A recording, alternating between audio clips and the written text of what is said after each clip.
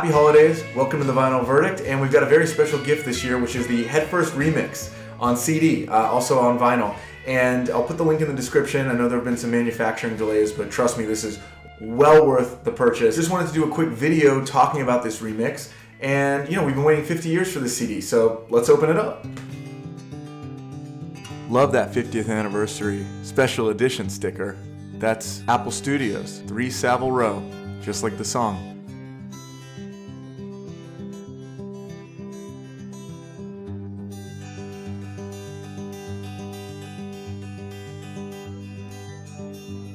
"16-page booklet in here, more detail than we've ever had before. And it goes through the order of the tracks actually recorded with some of the dates. I love that. I love having more recording information. Alternate headshots of the boys, love that. Let me go back, because I know there's some very rare, the original tape box with the sequencing, and in there is the original telegram that Bob Jackson received from Tom Evans. Unbelievable after 50 years to finally have this out for Badfinger fans. Hopefully this might even pull in some new fans. Still listening to this remix and truly trying to appreciate every piece of it. But overall, it's just so much more clarity. And it's much more spread out too. I love listening to this thing on headphones and just getting the full panning. I just jotted down some quick notes. Lay Me Down, the vocals sound incredible. Pete's never sounded better. A lot of these tracks now have extended outros and in some cases more finite, but we're getting longer versions, and so you hear Pete doing some falsetto at the end to the Lay Me Down track. It ends on a cappella version of Lay Me Down, which was jarring, I think, to people the first time they heard it, but it sounds so much more modern and it has such a punch to it, which was what this hit was designed to do. And the drums are so heavy on this track too. You really hear throughout this album, Mike Gibbons is just driving these songs on the drums, and it creates a groove that's unlike a lot of the other recordings that this band worked on, especially in the choruses of Lay Me Down, has such a nice groove. Going on to Hey Mr. Manager, really love the synth. It's much more forward in the mix, you can really hear that. And the drums, again, just so spread on this track and other ones, but you can hear the opening hi-hat on like the left channel and some of the snare and everything on the right, which is just perfectly synced with those ripping chords that Pete's playing on guitar. On Back Again, this one really also benefits from the vocal treatment. The harmonies are really spread. You get Mike Gibbons' voice in the center, and the harmonies totally spread in the left and right channels.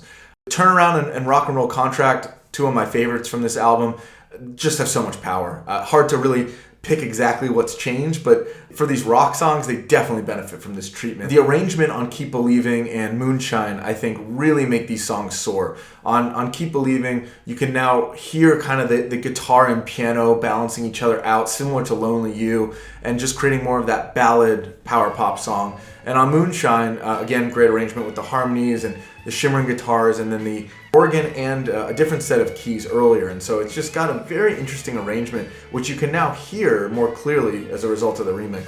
Keep Believing, I also got to call out, I think it was on the previous versions, but I never heard it so clearly. Pete taking a breath just before the song starts, before the doo-doos. It's just kind of magical to hear that. It almost feels like you're sitting next to him in the studio or something. So on Pass Fast, I always thought Tom's vocals didn't quite fit in with the rest of the music, and Bob Jackson's vocals got a more complete treatment. That's been completely addressed here. Tom's voice has the perfect amount of echo on it, and he really blends in, and you have just so much feeling onto the song, and it becomes much more ethereal as a result of that, so that's a nice touch. I also love that the song now ends with a little more closure. It kind of completes with that riff, which is driving throughout the song. So that was a great touch too. And then finally, probably the most notable thing about this is Savile Row, which is Savile Row 2024, because there was actually, as Bob Jackson called it, a little bit of fairy dust. And boy, does that fairy dust make a difference. The song's a little extended, and it lets everyone be heard almost as a sign-off message from their last album, with Pete's vocals, Tom's vocals, and Bob Jackson's vocals all being heard in isolation, well, at least all being sampled over the Savile Row progression. And it's really touching. That's the only way to describe it. Obviously, that was kind of the sentiment of Keep Believing, and it's a pretty high watermark to end the album on.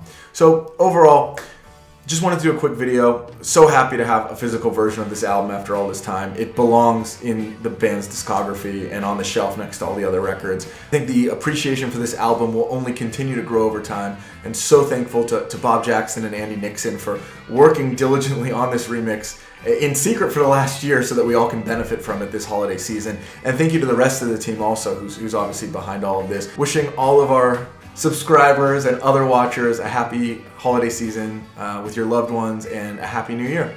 We'll see you in 2025.